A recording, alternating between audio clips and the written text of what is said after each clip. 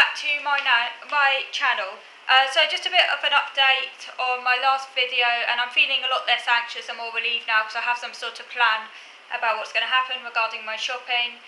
So as I said in my previous video, my dad does have COVID, but it seems, at least touch wood, as of now, on his third day, he's only got mild symptoms.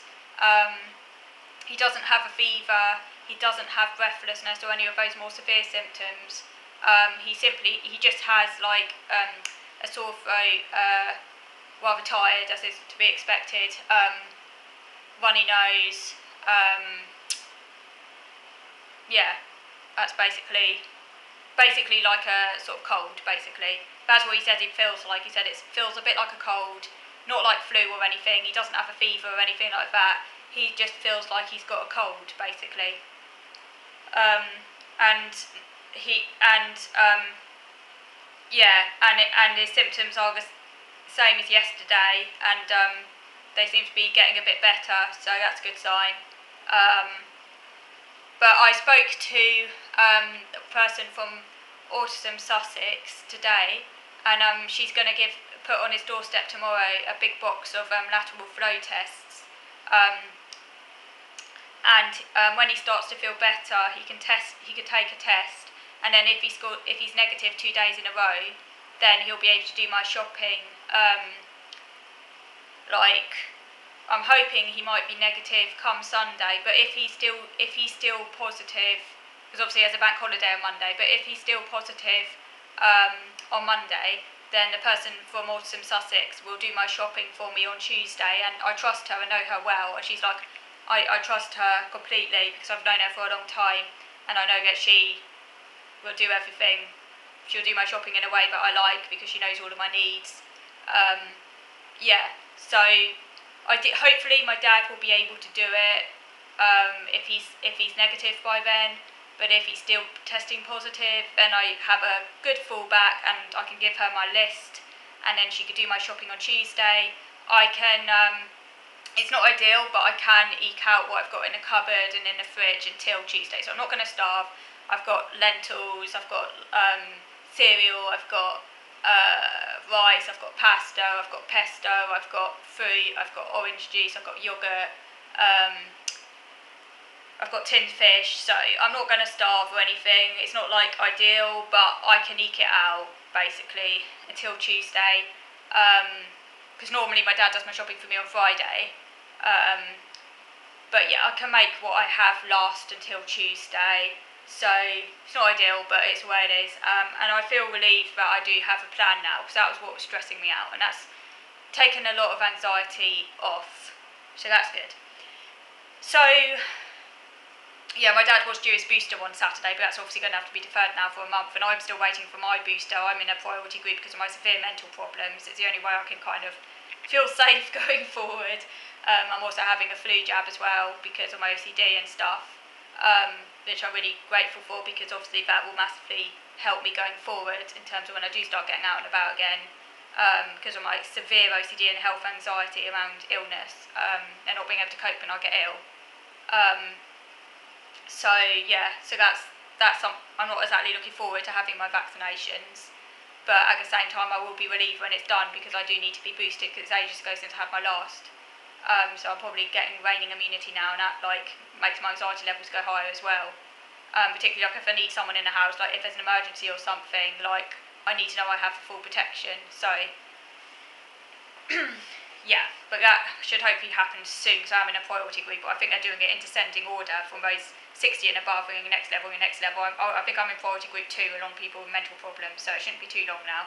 Anyway,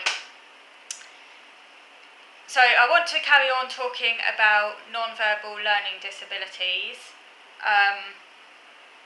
So I'm going to talk about another article now from the NVLD line. It's called The Syndrome of NVLD, Clinical Description and Applied Aspects, and it's written by someone called Michael A. Roman from the University of Texas. Okay, now he says that Byron Walk, 1995, grouped the symptoms of non-verbal learning disability into 3 major areas: neuropsychological deficits, academic deficits, and social-emotional adaptational deficits. Neuropsychological deficits include difficulties with tactile and visual perception, psychomotor coordination, tactile and visual attention, non-verbal memory, reasoning, executive functions, specific aspects of speech and language. Deficits in maths calculations and reasoning, as well as reading comprehension, are among the academic concerns. The social difficulties result in social interaction problems. Some have suggested Asperger syndrome and NVLD are similar. But, says A. Roman, this is a controversial assertion. He says that the lower functioning children diagnosed with Asperger's may be more properly diagnosed as autistic. Yeah, that's interesting. I would describe myself as pretty low functioning Asperger person because I've never been able to make friends properly. I've always had really severe social interaction problems. Obviously, because of the fact I can talk well, people often don't realise it. But I've never been able to really understand how to make friendships, and I've never had the social ability to just really understand people in anything other than a kind of mechanical kind of way. So I actually would say I'm pretty low functioning, or at least I have pretty severe Asperger syndrome in the sense I can't work and stuff. But I appear more high functioning than I am, but that's because people focus on the fact I can talk, which is a bit unfair really, because just because you can talk doesn't mean you don't have a disability. But it says here that many of the higher functioning children diagnosed with Asperger's may be children with NVLD who have been misdiagnosed. I thought that was quite interesting because I actually suspect the same. I personally think that there's actually a spectrum or continuum of non-verbal learning difficulties, with Asperger syndrome being the most severe form, and basically Asperger syndrome being more like autism but in verbal form. And I sort of feel that those who have milder non-verbal learning difficulties, maybe people like Melanie Sykes, although I wouldn't even say she's got a disability because she's so mild, and Christine McGuinness, and people like that, they might have a sort of broader non-verbal learning difficulty and might not actually be autistic.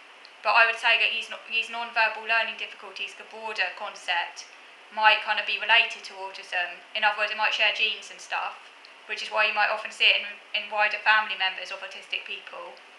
So it may well be related and they might share similar difficulties, but because they're so mild, and because they obviously have far better social abilities and understanding, I sort of think calling them autistic is a bit disingenuous, and I agree. I think autism, Asperger's, whatever, should be reserved for the more severe, lower functioning people, regardless of whether or not they can talk or not.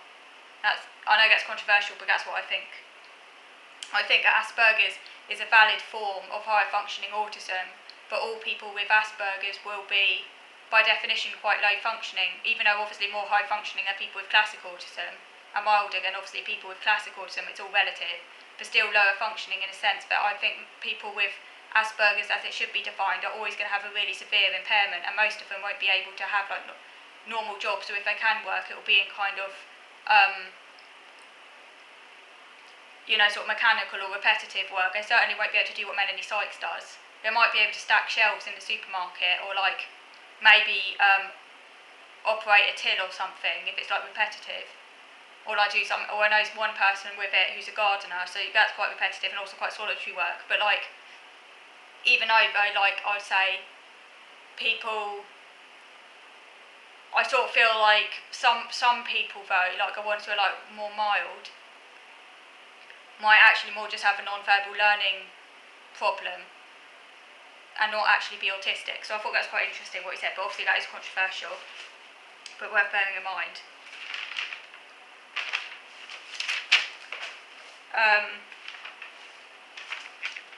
In general, it says, I'll just make sure, where was I?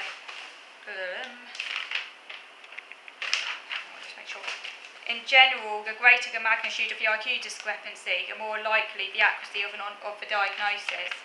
By the way, my discrepancy is actually now, as an adult, hang on, it's 40, 50, 60, 70, okay, it's over 70 points.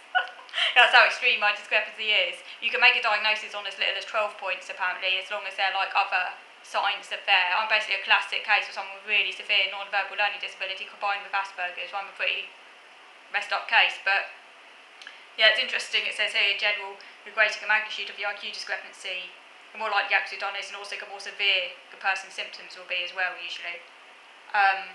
It says here, yeah, a discrepancy of as few as 10 points may be supportive if substantial evidence of a disorder in other domains. Bearing in mind, by the way, that discrepancies are actually quite common in a general population, so it has to be a significant discrepancy for it to actually mean something anyway. Very few people have as big a discrepancy as what I have. That's quite exceptional. It's not unusual to find differences of 40 points or more between verbal and performance in more severely affected individuals. Byron Walk identified deficits in executive functioning as the primary, but not all primary deficit, because it's not always found in non-verbal learning disability. In the office experience, such deficits are common in more severe cases of NVLD and are quite rare in more subtle cases. I definitely struggle with executive functioning, and also that was shown in my cognitive assessment as well, where my working memory is like impaired, which is also a sign of impaired executive functioning, and also my processing speed is in the extremely intellectually low range. It says here that people with non-verbal learning disabilities are capable of mastering repetitive motor skills with repeated practice over time, despite the fact that they may be weak in acquiring the skills initially. So, for example, handwriting and things like that may actually get quite good with age, because those skills are repetitive motor skills that you can get quite good at because they're repetitive and mechanical. I guess it's a bit like with my knitting. It took me some time to acquire it, but I went at my own pace. I used lots of multi-sensory techniques and watched loads of tutorials and everything up close. And at my own time and speed, I have learnt it, and now I'm getting quite good. And again, knitting, once you have learnt it, you can get quite good, and that's the point made in NVLD. As long as it's repetitive and the person can get quite good, it's the initial acquiring that can take longer. And the problem is that people can be quite unforgiving in a work environment. Like, it doesn't matter if you're teaching yourself, you can take as long as you want, but if you're in a work environment, people get annoyed if you can't do something to speed. Particularly if it's like someone from more common sense motor skills that people assume you should know. So it says that they're frequently able to achieve average proficiency on a number of repetitive motor tasks over time and practice, but it's the acquiring that can take longer time, particularly if they're not taught appropriately.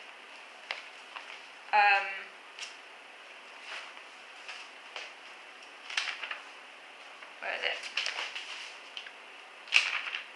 It also says that hang on, actually I'm going to move over to video number 2 now to carry on this video review. So moving over to video number 2 now.